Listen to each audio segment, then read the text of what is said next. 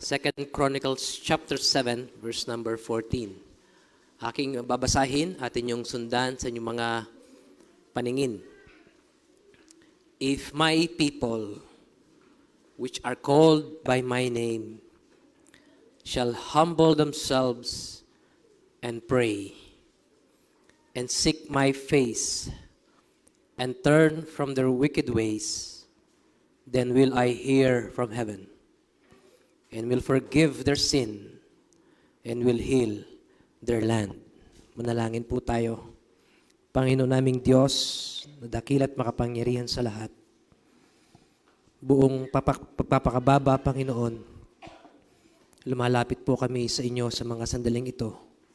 At hinihingi po namin ang inyo pong presensya. Samahan niyo po kami, Panginoon, at kausapin sa umaga pong ito. Nawa ang inyo pong mensahe ay maging pagpapala sa puso ng bawat isa na makikinig. Nihiling ko, Panginoon, na itago niyo ako sa likuran ng inyong krus. Ikaw ang makita, ikaw ang maipangaral, ikaw ang maitas at madakila. Wala po kaming ibang inihingi, Panginoon, kung hindi ang inyo pong pangungusap sa amin sa umagang ito. Ito po ang aming panalangin sa pangalan ng aming Panginoong Yesus. Amen. Maraming salamat po at pwede na po tayong maupo.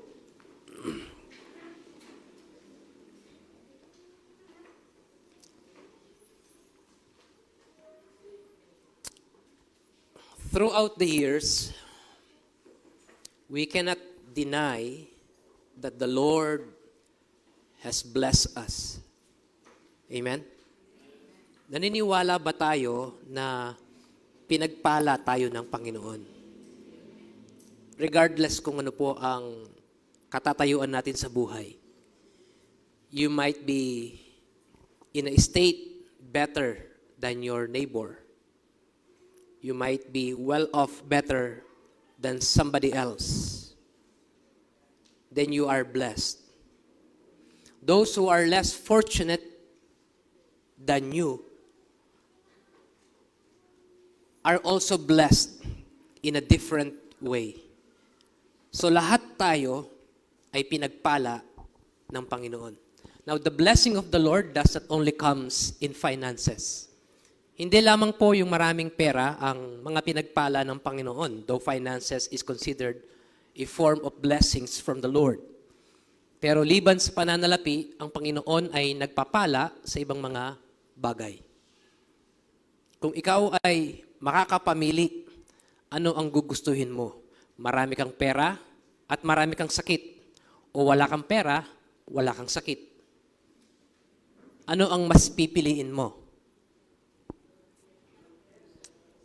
Sino pong nagsasabing mas gusto ko, Pastor, walang pera? Sige, tas nyo, mataas. Sinong nagsabing gusto ko, Pastor, maraming pera?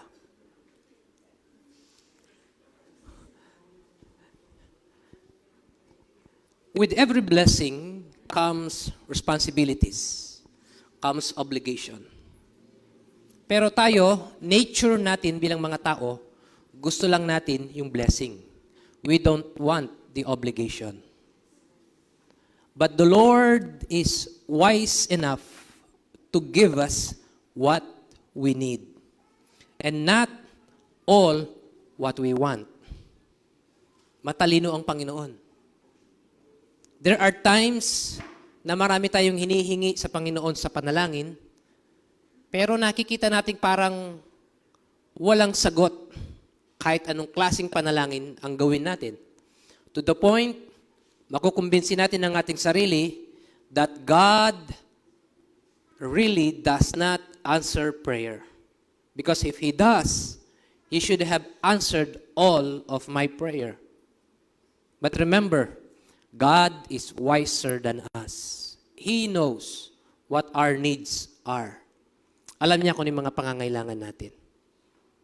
And we should not pull the leg of the Lord. Ipipilit natin sa Kanya na, Lord, kailangan ko po ito, kailangan ko po ito. But in reality, hindi mo siya talaga kailangan. Gusto mo lang. But at the end of the day, ang Panginoon pa rin ang masusunod. He wants to take care of us. He wants to protect you. At hindi ka i-spoil ng Panginoon na lahat ng gusto mo, lahat ng hilingin mo ay ibibigay niya. Sapagkat alam ng Panginoon through His sovereignty, may mga hinihingi tayo sa Kanya na hindi makakabuti sa atin, kundi makaka-damage sa atin. It will injure us. So hindi niya ibibigay ang mga yan. So we should not be questioning God kung papaano niya tayo i-bless. And throughout the years, wala tayong ibang hiningi sa Panginoon kundi yung blessing niya sa mga buhay natin. Gusto nating i-bless tayo ng Panginoon, hindi ba? We want the Lord to bless us individually. We want the Lord to bless our families, and we want the Lord to bless our church. Let me ask you a question. Does the Lord blesses us? Pinagpapala po ba tayo ng Panginoon? If God blesses us, do you believe this is the only kind of blessings that God wants us to have? Ito lang ba yung klase ng blessing na gusto ng Diyos na maranasan natin? Or meron pang mga blessing ang Panginoon na mas higit pa sa tinatangkilik natin? Kung ang Panginoon, kaya pa niya tayong i-bless, even beyond, doon sa kasalukuyang mga blessing niya sa buhay natin, bakit hindi niya binibigay? Bakit hindi ibinubuhos ng Diyos yung masaganang pagpapala niya sa mga buhay natin? There might be some questions behind our back na nagda-doubt tayo, nagtatanong tayo, or maaaring nalilito tayo. Bakit nga ba? Lord, kung yung mga hindi mananampalataya gumagawa ng hindi magaganda, nagfo-flourish yung mga buhay nila, pero bakit kami na merong takot sa iyo, sumasamba sa iyo, naglilingkod sa iyo, bakit parang napakahirap sa amin ang umangat sa buhay? What is wrong? So we cannot deny na pinagpapala naman talaga tayo ng Panginoon. Hindi nga lang katulad sa ibang mga tao na talagang labis-labis, sobra-sobra yung pagpapala. Hindi na nila alam kung saan nadadalhin yung mga blessing nila. Pero tayo, nagtataka tayo, Lord, bakit parang sapat-sapat lang? Hindi man ako makasobra kahit konti. Tama lang. Hindi ba ako pwedeng i-bless katulad ng ibang tao? Now, these are questions that I want every one of us together to give an answer. Gusto natin na i-bless tayo ng Panginoon. In fact, tayong lahat yun ang gusto natin, yung blessing ng Panginoon sa atin. Walang taong nabubuhay na ayaw niyang i-bless siya ng Panginoon. Lahat tayo. To the point na yun na yung motivating factor natin kung bakit tayo nagpupurso sa buhay para ma-experience natin yung blessing ng Panginoon. Bakit ka nagtatrabaho? Bakit ka nag-aaral? Bakit ka nagsisikap? Bakit napakasipag mo? Yung araw ginagawa mong gabi, yung gabi ginagawa mong araw, lahat na lang ginagawa mo. Because we want to experience God's blessing. The question, parang kulang pa yung effort natin. Yung input mo ay hindi kapantay nung output. Halos hindi ka na matulog, halos kayod kalabaw ka na. Pero yung resulta niya ay hindi ganon ka-fruitful. What is the question? So let's dive into the Word of God at tingnan po natin ang susi para ma-experience talaga natin yung masaganang biyaya ng Panginoon. The reason kung bakit pinag-aaralan po natin ito, sapagkat iniisip ko po yung sitwasyon po natin as a church. What is our next move as a church? Ano yung susunod na gagawin natin as a church? Ano yung mga plano natin in the future? Yung mga kasalukuyang ginagawa natin, may kailangan ba tayong baguhin? May kailangan ba tayong ihinto? May kailangan ba tayong simulan? Ano yung kailangan nating ayusin sa mga ginagawa natin? At sa darating na mga araw, ano yung dapat nating gawin? As a church, individually, hindi lahat kayo, alam ko yung sitwasyon nyo sa buhay. Maaring majority sa inyo, alam ko yung kalagayan nyo sa buhay. gusto kong i-bless kayo ng Panginoon. Pero alam nyo, kahit anong klaseng panalangin ang gawin ko para sa inyo, kung hindi natin nakikita yung pattern ng Panginoon, how He blesses His people, parang baliwala lang lahat ng ginagawa natin. 2 Chronicles chapter 7 verse 14 is a statement given to King Solomon when he dedicated the Solomon's temple. The Solomon's temple is the most intricate, the most majestic, and the most beautiful worship place ever built on earth. Wala na pong mas gaganda pa doon. Yung mga tao outside His kingdom, natatanaw po nila yung Solomon's temple na yun. At sa kalayuan, sa ganda ng Solomon's temple, ginugusto nila na magpaalipin kay Solomon. Makapunta lamang sila sa temple na yun. Ganon kaganda yung temple. Pagkatapos ng Solomon's temple, wala nang naitayo pa na nahihigitan pa yung ganda ng Solomon's temple na yun. And here is Solomon dedicating his temple. Dinededicate niya sa Panginoon. Ano ang response ng Panginoon after his dedication? Ito ang sabi ng Panginoon sa kanya, verse 14. If,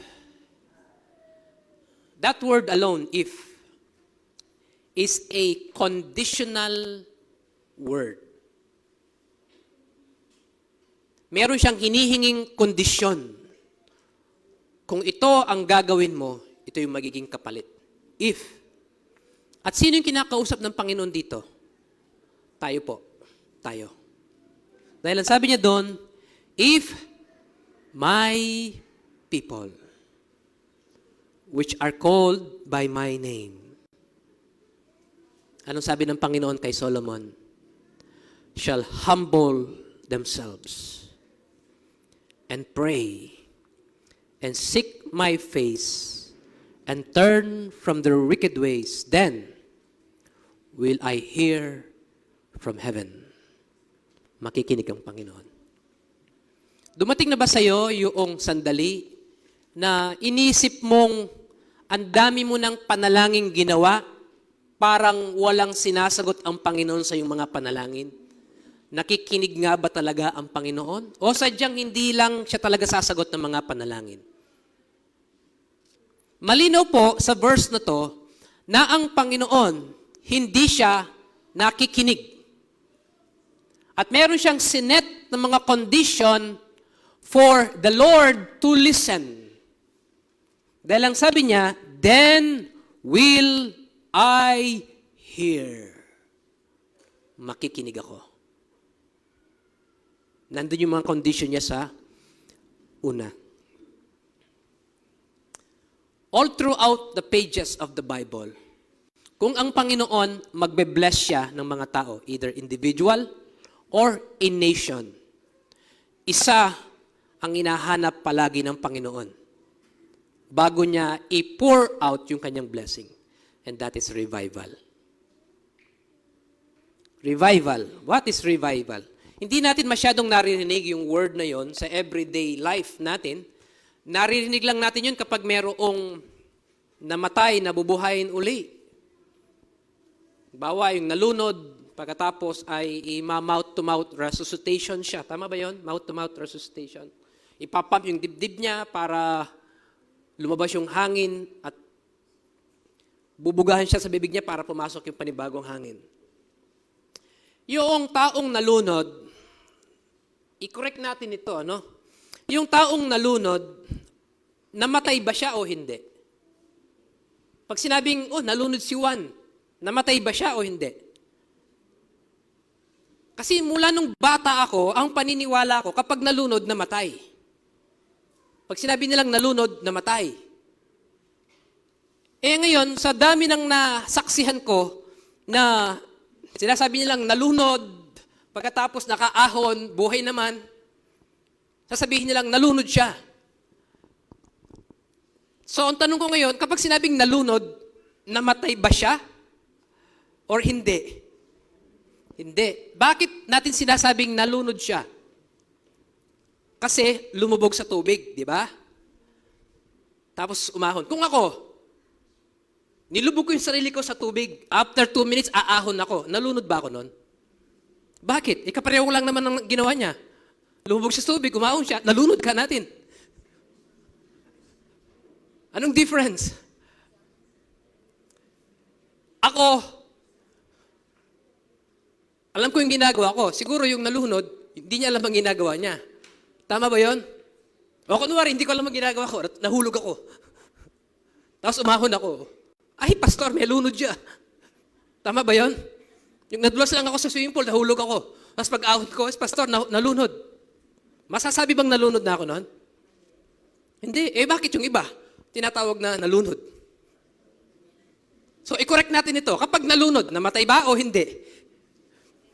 Ako kasi ang understanding ko, pag nalunod, namatay. Tama? Namatay. Kaya nga, ipapump yung dibdib niya Ima-mouth-to-mouth resuscitation siya para ma-revive siya. At ano ang ibig sabihin ng revive? To bring it back to life. Mabuhay muli. Sa mga hospital, kapag nag-straight line na yung monitor ng kanyang heartbeat, patay na siya. Anong gagawin ng mga doktor? Kukuryentehin nila. Ipapump nila. Bakit nila ginagawa yun? Itatry nila na buhayin siyang muli. They will try to revive the patient. So when we say revive, bubuhayin muli. Correct? So ang Panginoon sa Bible, all throughout the pages of the Bible, kapag magbe-bless siya, either ng individual na tao or ng isang bansa, kailangan makakita muna siya ng revival bago siya mag-bless. So if we want God to bless us individually, kailangan makakita muna ang Panginoon sa atin personally ng revival. If we want God to bless our church, kailangan makakita muna ang Panginoon ng revival sa church na ito. Pastor, kung kailangan natin ng revival, does it mean yung church natin patay? Naniniwala ba kayo na ang church natin patay? Yes or no? Okay. So kung hindi kayo naniniwalang patay ang church natin, ibig sabihin ang church natin buhay, correct? Sino naniniwala sa inyong buhay ang church natin? Taas ang kamay. Yung iba, neutral. Hindi nila alam yung sasagot nila. Hindi nila kung tama o mali. If we believe that our church is not dead, is alive, then we don't need revival. Correct? Parang ang hirap sagutin, ano? Kasi, the moment na sinabi mong, I don't need revival, that is the moment na kailangan mo talaga ng revival. Alam niyo po kung bakit? Pag-aralan po natin, the enemies of revival. Para ma-achieve po natin yung revival talaga, individually and as a church, tingnan natin yung mga enemies ng revival. Baka hindi natin alam, hindi tayo aware. Kaya hindi tayo nakakaranas ng revival ng Panginoon sa personal nating buhay at sa church na ito. Ako naniniwala, marami na po sa atin ang pinagpala ng Panginoon. Umangat sa buhay, gumanda na ang buhay nyo. Kasi noong araw, bisikleta lang nakaparada sa harap, maligayin na ako Dalhin nyo yung mga bisikleta nyo sa bahay, yung mga sira-sira nyo single na motor, dalhin nyo. Para nakita ng mga tao dyan na may mga sakyan kayo. Ngayon, nag-aaway na kayo sa parking. Unahan na. Pinagpala na kayo ng Panginoon. Then tayo as a church, the Lord has blessed us tremendously. Pinagpala tayo ng Panginoon. Do you agree? Pero naniniwala kayo, ito lang ba ang kaya ng Panginoon? Yung blessing nyo ngayon sa buhay nyo, yan lang ba ang kaya ng Panginoon para sa inyo? O naniniwala kayong higit pa dyan ang kaya ng Diyos? Kung higit pa dyan ang kaya ng Panginoon, for God to deliver that kind of blessing in your life, kailangan maka-experience tayo ng revival sa Kanya. Kung higit pa dito, Yung blessing na kayang gawin ng Diyos sa church natin, kailangan maka-experience tayo ng revival sa church na to. But the problem is, there are enemies of revival. What are the enemies of revival? Number one, pinag-aaral natin ito sapagkat iniisip ko po yung church po natin. Sabi ko, Lord, hindi ako makukontento na ganito na lang yung church namin. I wanted to see a demonstration of God's power in this church. Hindi lang ito ang kaya ng Panginoon. Para ibuhos talaga ng Diyos yung blessing niya sa atin, ano yung kailangan natin gawin? Fight off enemies. What are the enemies of revival? Number one, ang sabi niya dun sa binasa nating verse, if my people which are called by my name shall humble themselves. God is calling us to humble ourselves. Why? Because there's pride. Pride is the enemy of revival.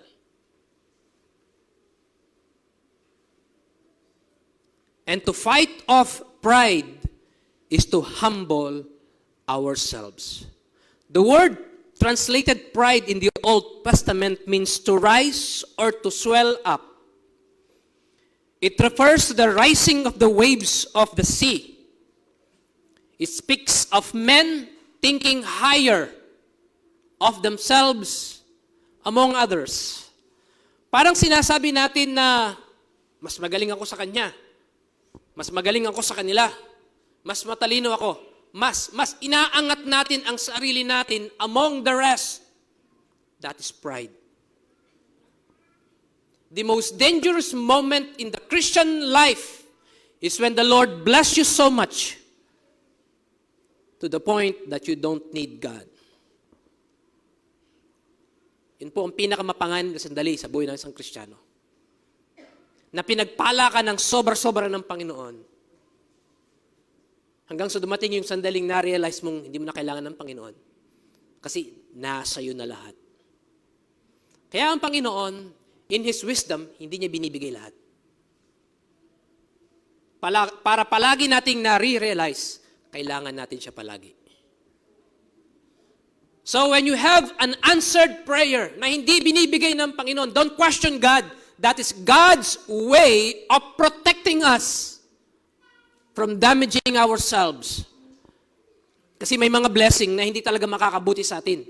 Makakasama sa atin. Yung crispy pata, masarap ba? Masarap ba yung crispy pata? Ang mahal, di ba? Pero kung araw-araw kang kakain ng crispy pata,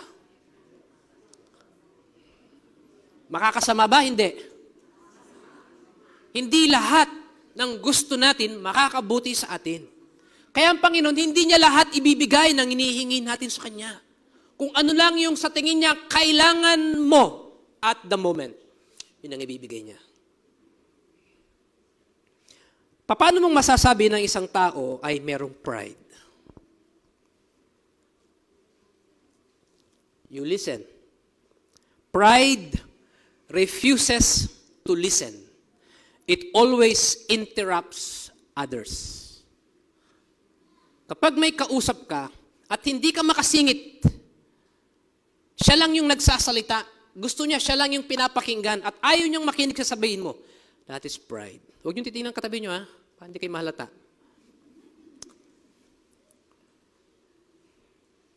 Pride refuses to listen. It always interrupts others. Pride likes to talk about itself all the time. Ang lagi niyang kinikwento yung sarili niya. At ayaw niyang marinig yung kwento patungkol sa iba. Pride has an intense desire for attention. Let me repeat that again. Pride has an intense desire for attention.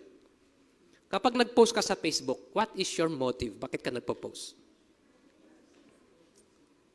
Is it to gain attention? Para mapansin ka ng iba? May problema ka pinagdadaanan, ipopost mo. May sakit kang nararamdaman, ipopost mo. May nakaaway ka, ipopost mo. Na-offend ka sa church, ipopost mo. Kahit ano na lang, pinopost natin sa social media. Ano yung hinahanap natin nun? Attention. And the Bible says, that's pride. Because a prideful person has an intense desire for attention. Pride is the enemy of revival. No wonder, kahit anong panalangin ang gawin mo, kahit anong paglilingkod ang gawin mo, kahit gaano kakatapat sa pag-attend ng church, hindi naibibigay ng Panginoon yung mga blessing na kailangan mo talaga. Because something is wrong. Pride has become a stumbling block from the blessings of God. Pride only thinks of what he deserved. Pride is not thankful. Hindi marunong magpasalamat. And oftentimes, a prideful person always takes for granted everything that he has. Pride hates to be corrected. Are you listening?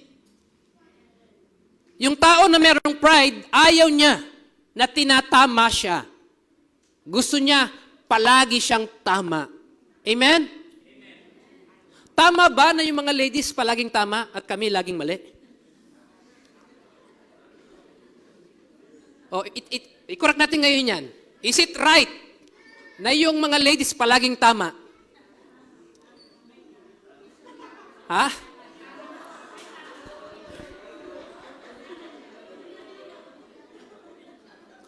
Kasi, di ba, yun ang laman ng social media eh. Na yung mga babae palaging tama, hindi nagkakamali ang mga yan. Yung lalaki, kahit tama siya, mali pa rin. Well, sabi ng Bible, that's pride. Pride doesn't like to follow instructions. Pride exalts itself in the presence of others. Mayabang siya. Pride criticizes and tries to make itself look better by putting others down. I-criticize natin yung iba, sisiraan natin yung iba para lang umangat tayo, magmukha tayong maganda, mahusay, magaling. By ruining the reputation of other people. Pride thinks of its own needs first. Church, listen. Pag may kainan po tayo dito, unahan sa pila, that's pride. Kasi iniisip mo yung sarili mo muna.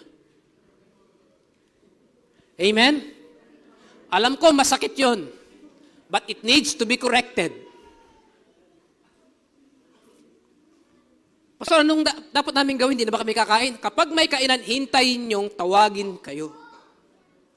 Oh, mauna muna mga PWD. Anong ilangan? PWD la. Lahat ng senior, lahat na lang naging senior na. That's pride. Number one enemy of revival is pride. At anong sabi ng Panginoon kay King Solomon? Humble themselves.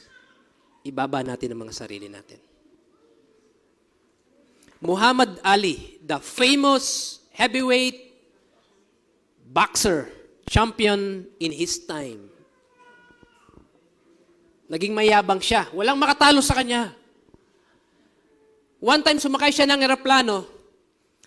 Lahat nakaupo na, pero siya nakatayo, nakikipagkwentuhan pa rin sa mga pasahero. Ini-entertain niya yung mga katabi niyang mga pasahero. Binalikan siya ng stewardess at sabi niya, Mr. Ali, would you please sit down and fasten your seatbelt? The plane is about to take off. Ang sabi sa kanya, Superman does not need seatbelt. Ang sabi ng stewardess sa kanya, and Superman does not need airplane. You sit down, fasten your seatbelt.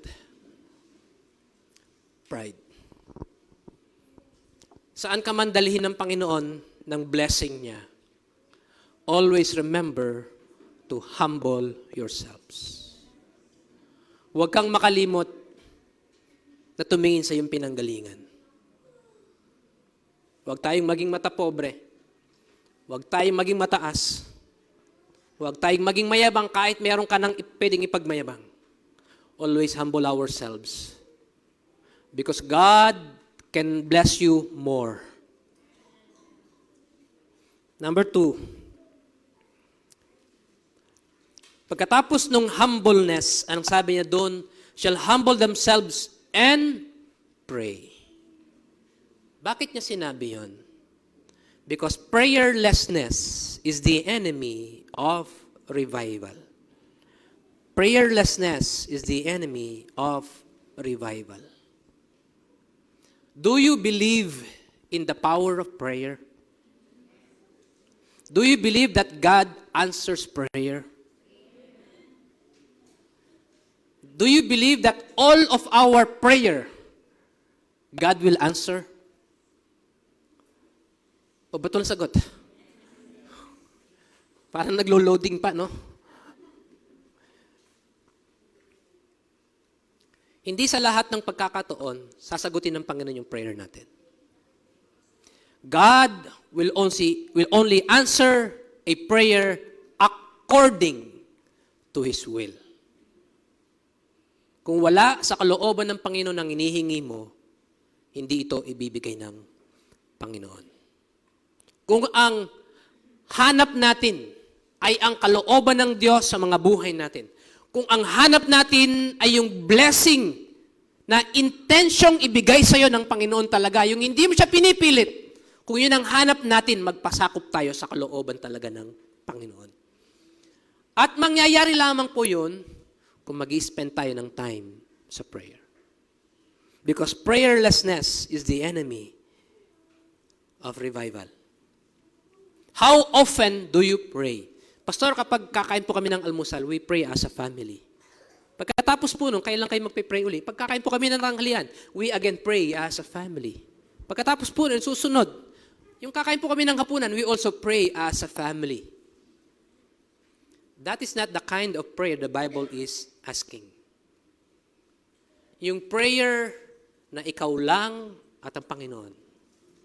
Mag-uusap kayo. Meron bang time frame na binigay ang Bible kung gaano katagal tayo dapat manalangin? Well, depende. Ang Panginoon, madaling araw pa lamang, gigising na siya para lang manalangin. He spent hours and hours on the Garden of Gethsemane hanggang sa makatulog na yung kanyang mga apostol. Men of God that were greatly used of God are men of prayer. So if we want God to really bless us, then we should have spent time in prayer. The question is, do we pray? Do we really pray? Bakit sinabi ng mga apostles sa ating Panginoon, Lord, teach us to pray? Ibig sabihin ba, hindi sila marunong manalangin? No. They know how to pray. Pero nung nakita nila ang Panginoon, kung paano siyang manalangin, kung gaano katagal siyang manalangin, they have realized, hindi talaga sila nanalangin ng tama. Kasi sinabi nila sa Panginoon, Lord, teach us to pray. Turuan mo po kami kung paano po kami manalangin. Parents, fathers and mothers, pray for your children. Every day. Pray for your children every day. Because the devil is after your children. Pray for them. Mother, pray for your husband. Because the devil is after your husband. We don't know the temptation that is out there when your husband go out of his house. And husband, pray for your wife. You don't know the struggle that she carries every day. You pray for your wife. Children, pray for your parents. Sometimes you don't have the slightest idea of the sacrifices they have to make every day just to keep the family afloat. And church, pray for our church. Pray for our church. Walang araw na lumilipas na hindi ko pinapanalangin ng church na to. Although the Lord has blessed us already, I want God to bless us more than this. Sapagkat naniniwala akong hindi lang ito ang kayang gawin ng Panginoon. Higit pa dito ang pwedeng gawin ng Panginoon sa atin. At para mangyari yun, kailangan manalangin tayo as a church. Because prayerlessness is the enemy of revival. Si Dwight L. Moody, a popular evangelist in his time, once took a vacation. Nagbakasyon siya. Para sa inyo, ano po yung ideal na bakasyon? Kapag nagbakasyon kayo, ano yung gusto nyong ginagawa kapag magbabakasyon kayo? Para magkaroon tayo ng idea, magtanong tayo. Volunteer. Any volunteer? Pag wala, tatawag ako. Yung hindi nakatingin sa akin, tatawagin ko. Paul. Sensya ka na, Paul. Ikaw ang pinaka-pogi dyan sa harap eh. Ano ang ideal na bakasyon sa'yo? Tulog lang. Oh, kaya si Paul, araw-araw natutulog. Araw-araw nagbabakasyon. Merong mga nagbabakasyon, kapag nagbakasyon sila, may itinerary sila ng pupuntahan. Mamamasyal. Bawa, magbabakasyon sa Baguio. Pupunta ng Igrot Kingdom, pupuntang, ano yun, yung mga kawayan? Mirador ba yun? Pupunta ng Botanical Garden, pupunta ng Mines View. Ang daming pupuntahan. Paggabi, around 9, magmamarket tayo. Night market tayo. Pag uwi nila dito, pagod na pagod. Anong klaseng bakasyon yun? Pinagod mo sarili mo. Ang bakasyon, rest and relax. Yun ang bakasyon. Kaya para sa akin, ang ideal na bakasyon, yung higa-higa lang. Kain-kain. Nood-nood. Higa, kain, nood. Ganun lang. Yun ang ideal na bakasyon. Hindi yung nagbakasyon ka, ang dami mong itinerary kailangan mong puntahan. Hindi bakasyon yun, nagpagod ka. Alam nyo kaming mag-asawa nung bagong kasal kami, nag-honeymoon kami. Huwag nyong gagayahin ito. Maawa kayo sa sarili nyo. Yung mga magpapakasal dyan. Nag-honeymoon kami. Alam nyo kung saan kami nagpunta for honeymoon? Pumunta kami sa Pagudpud. Ang sasakyan namin, van na walang aircon. Pagdating namin doon, wala kaming ginawa kundi matulog. Sabi ko, hindi ko na uulitin ito. Wala kaming nagawang mag-asawa kundi tulog lang. Kasi pagod kami. Hindi yun ang bakasyon. So, si Dwight L. Moody, he went on a vacation expecting na wala siyang gagawin kundi magpapahinga. But he is a popular evangelist. Kahit saan siya magpunta, kilala siya. Dumating yung Sunday, nag-church siya. Pinagkaguluhan siya. At ang sabi ng pastor doon, Mr. L. Moody, would you preach to us this morning? Siyempre, ikaw na pastor, hindi ka makahindi. Nag-preach siya. Ang sabi ni L. Moody sa kanyang sarili, okay, since I'm on a vacation, I don't have to put too much effort in this message. I will preach for the sake of preaching. So nag-preach siya pero yung loob niya wala doon. Para lang makaraos siya. Nag-preach siya ng mensahe. 2 men got saved. May nag-forward. May na-save ng 2. Nagtataka siya. Parang pinatulog lang yung mga tao sa preaching ko. Pero may nag-response, may na-save 2. Ang sabi ng pastor sa kanya, Mr. Moody, the people are blessed. Would you preach again tonight? Then, he reluctantly agreed. Nag-preach uli siya ng gabi. Ang sabi niya, sige, para matapos itong maghapon na to, makapagpahinga na ako. Nag-preach siya a very short message. Because gabi, pagod yung mga tao, pagod din siya. 5 men got saved. And he is so puzzled na, Lord, hindi ko man nilagay ang puso ko sa mga mensaheng yon. Hindi man ako nag-prepare. Para lang ako nagkwento sa kanila. Pero bakit may mga nasa-save? Then yung pastor lumapit sa kanya, Mr. Moody, For your information, when I saw your face on a magazine, I started to pray for you. That the Lord would somehow send you in our church and preach a sermon. And the Lord answered that prayer. At ang sabi ni Al Moody, now I know. It's not the preacher. It's not the message. It's the prayer. Sabi ng pastor sa kanya, would you again preach tomorrow night? Because those 2 men who came forward this morning are coming back with their families. Those 5 men who got saved tonight are coming back with their workers. Would you preach again tomorrow night? Yung bakasyon ni Dwight Moody, hindi naging bakasyon. Naging revival meeting because of a prayer. Alam nyo, January hanggang ngayon, kung hindi nyo paalam, wala tayong schedule ng baptism. Usually, every quarter, nagbabaptize tayo. Hindi nyo napansin yun? Walang nasisave.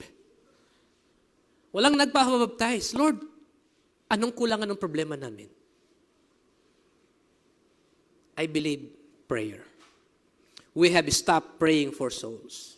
We have stopped caring for souls. The Lord is not going to send revival in this church unless we start praying. Because prayerlessness is the enemy of revival. Ang sabi ng Panginoon kay Solomon, unless my people will humble themselves and pray, I'm not going to send revival. I'm not going to listen to you. I'm not going to bless your land. We need to pray.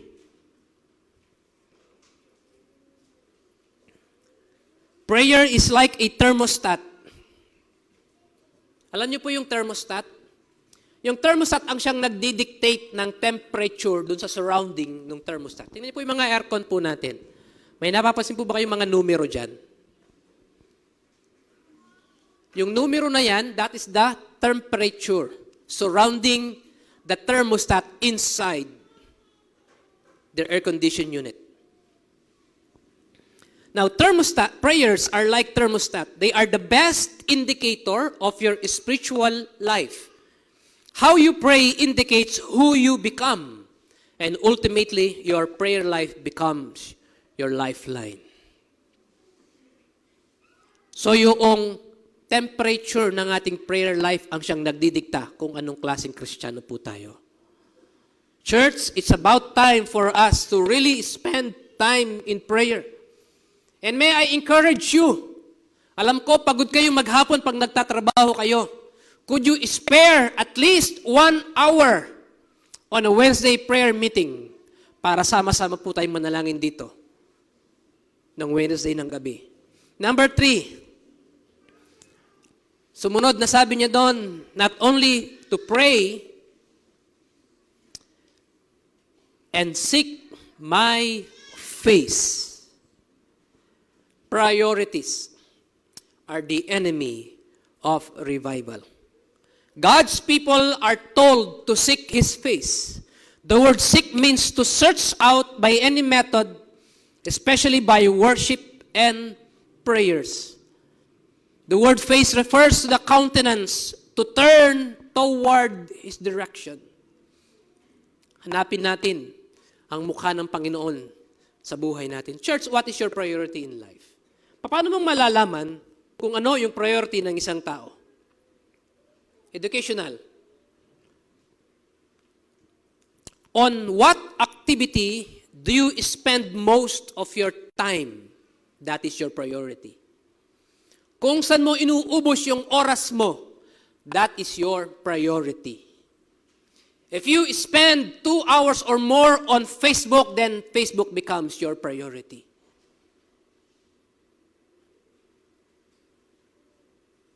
Kung saan mo inuubos yung oras mo, that becomes your priority. On what do you spend the bulk of your money, that becomes your priority. Kung saan mo ginagastos yung pera mo, that becomes your priority. What is your priority in life? Kailangan nating iset ng tama yung pagkakasunod-sunod ng mga priority natin sa buhay. Nakakalungkot po, maraming mga tao, and I do believe even us here, ang priority natin ay kung paano mabuhay. Trabaho tayo ng trabaho para kumita ng pera, para matustusan yung mga pangangailangan natin at the expense. Napapabayaan na natin ang church, napapabayaan natin ang ministry natin, napapabayaan natin ang family natin, napapabayaan natin ang family devotion natin. Hindi na tayo nakakapagbasa ng Bible, hindi na tayo nakakapanalangin. Para lang kumita tayo ng pera. Dahil ang priority natin, mabuhay. Pero ang sabi ng Panginoon, Matthew chapter 6, pag gawin nyo, basahin nyo yung buong chapter na yan. Matthew chapter 6, ang pinaka-context ng chapter na yun, ay yung basic necessity ng tao para mabuhay. Food, clothing, shelter. Binanggit niya doon. Basahin nyo yung buong chapter na yun. Yun ang pangunahing pangangailangan natin na binanggit niya doon. Then towards the end of that chapter, second to the last verse, yung verse 33, ang sabi ng Bible, but seek first. Seek first. Unahin mong hanapin. Ano? The kingdom of God and His righteousness. Unahin mo ang Diyos. Then ang sabi ng verse na yun, and all these things. Ano yung all these things na binabanggit niya doon? Yung mga binanggit doon sa buong chapter. Yung mga basic necessities ng tao. Yung mga wino-worry natin. Yung kakainin natin. Yung titirhan natin. Yung isusuot natin. Wino-worry natin lahat yun. Pero sabi ng Bible, kung uunahin mo ang Panginoon, lahat ng mga bagay nito ay kusang idadagdag sa iyo. You don't have to chase after them. Hindi mo kailangan habulin ng mga yon. Kusang ibibigay ng Diyos. Sa panahon po natin ngayon, walang ginawa ang tao kundi habulin ang blessing. Iniiwan sila ng blessing. Wala tayong ginawa kundi habulin ng blessing, hanapin ng blessing. Samantalang ang sabi ng Panginoon, kung uunahin mo lamang ako, hindi mo kailangan habulin yan. Kusang darating sa iyo. That is the formula of God to provide. Seek Him first, and all of these things shall be added. Pero tayo ng mga tao, binabaligtad natin. Sa tingin natin, mas magaling tayo sa Panginoon. Lord, mali ata yung logic mo. Dapat magtrabaho muna ako. Yung mga pangangailangan namin, dapat matugunan ko muna. Kapag natugunan ko na lahat ng mga pangangailangan namin, then, bibigay na ako ng oras sa iyo. Binabaligtad natin yung logic na binigay ng Panginoon sa atin. Which, supposed not to be. Mas matalino po ang Panginoon kaysa sa atin. So anong dapat po natin gawin? We should prioritize God. The first day of the week, which is Sunday, dapat nasa church tayo. Amen? Paggising mo ng umaga, the first hour of the day, dapat ang iniisip mo ang Panginoon. You pray. Kausapin mo ang Panginoon. You read the Word of God. Kapag sumahod ka, ang una mong iniisip, hindi dapat yung panghulog mo sa cellphone mo. Dapat ang una mong iniisip kung paano mong ibabalik sa Diyos yung nararapat para sa Kanya. And church, I call on you this morning to be faithful on your tithes. Ibigay natin sa Panginoon yan. Hindi atin yan. The reason kung bakit hindi lumalaki, nararagdagan, dumadami yung blessing natin sapagkat yung kakarampot na pinatikim ng Diyos sa atin, hindi tayo maging tapat. Paano pa tayong bibigyan ng Panginoon ng mas higit? Kung sa kokonting blessing, hindi tayo nagiging faithful sa Kanya. Sa maliit, maging tapat tayo sa Kanya. So God could entrust us with more. So set our priorities right. Noong araw yung mga lighthouse po, kerosene po ang gamit. Hindi pa po na-imbento yung kuryente noon. kerosene. Sa ilalim ng parola ay mayroon pong malaking tangke, nandun po yung gaas. That is good for 1 month na nakasindi yung ilaw sa itaas ng parola. At doon sa palibot ng parola na yon, ay meron pong laminated glasses para palakihin po niya, i-magnify niya yung liwanag na naproproduce nung gasera na yun. Yan po ang mga lighthouse nung unang panahon. There was a time, meron pong isang lalaki na ang trabaho niya is to keep the light burning. At ang supply niya ng gas, monthly dinadala sa kanya. Pupunuin po niya yung tangke na yon. That is good for 1 month. After a month, pag malapit na pong maubos, darating uli yung supply. I-replenish yung tangke sa loob. One day, a woman asked for oil so that her children could study at night. Legitimate yung pangangailangan ng babae, nahabag, yung caretaker, binigyan niya ng gaas. Then a farmer came. Matagal nang walang ulan, mamamatay yung aking pananim. Humingi po siya ng gas para mapagana niya yung kanyang patubig.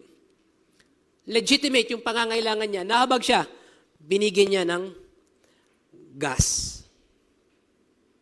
Near the end of the month, the tank in the lighthouse ran dry. That night, the beacon was dark and 3 ships crashed on shore. 100 lives were lost. When the government investigated, they found out a portion of the oil was given to several people.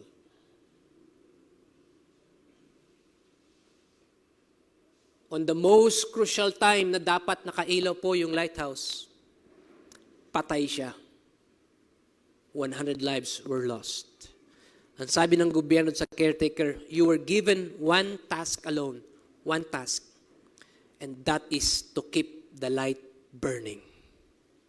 That is your priority.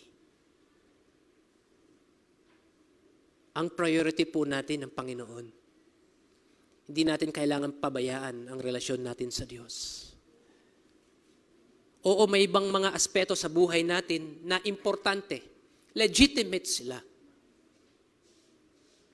Pero unless na ma-priority mo ang Diyos sa buhay mo, God could not give you blessing beyond what you have right now. My heart's desire is for God to bless you more. Pero kung hindi po natin matutunan na i-prioritize ang Panginoon sa buhay natin, hanggang dyan na lang tayo. Let us prioritize God. Because priorities, wrong priorities, are the enemies of revival. Number 4, ang sabi ng verse 14, turn from their wicked ways. Presumption is the enemy of revival.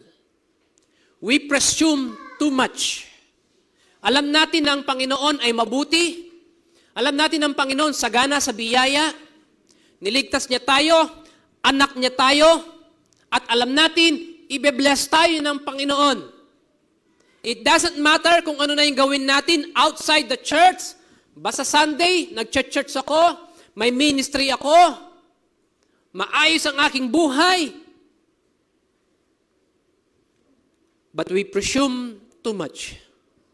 And presumption is the enemy of revival. Ang Panginoon may nakita siyang mali. Ang sabi niya kay Solomon, I will not hear from heaven. You may humble yourselves, you may pray, you may set your priorities right, but if there are sins in your life, I will not hear from heaven. Dahil ang sabi ng Panginoon, turn from their wicked ways. Talikdan. Ihinto. Kalimutan yung mga kasalanan natin sa buhay natin. Repent. Turn from our wicked ways. Baka may mga inaalagaan tayong mga kasalanan sa buhay natin. Walang nakakaalam, ikaw lang at ang Panginoon. God knows. God sees. And there won't be any revival happening unless you turn from your wicked ways. We only presume that God is good. Pero kung may nakikita siyang kasalanan o mali sa buhay natin, then, that is the line for us. Hanggang doon na lamang yung biyaya ng Panginoon para sa iyo. Unless we learn to repent and make our hearts right to the Lord, then ang sabi ng Panginoon, then will I hear from heaven and will forgive their sin and will heal their land. That's the blessing of God. Church, I don't know about you, but I believe we need revival. It's about time. Seryosohin natin ang relasyon natin sa Panginoon. Huwag na tayong makipaglaro sa Kanya. Don't play safe. Totohanan na natin ang relasyon natin sa Panginoon. Yung pagiging Kristiyano na natin, seryosohin na natin. Huwag tayong maging Kristiyano ng Sunday morning lang, the rest of the week, hindi na alam kung anong ginagawa natin. It's about time. Kung inihingi talaga natin sa Panginoon na i-bless niya tayo, seryosohin natin siya.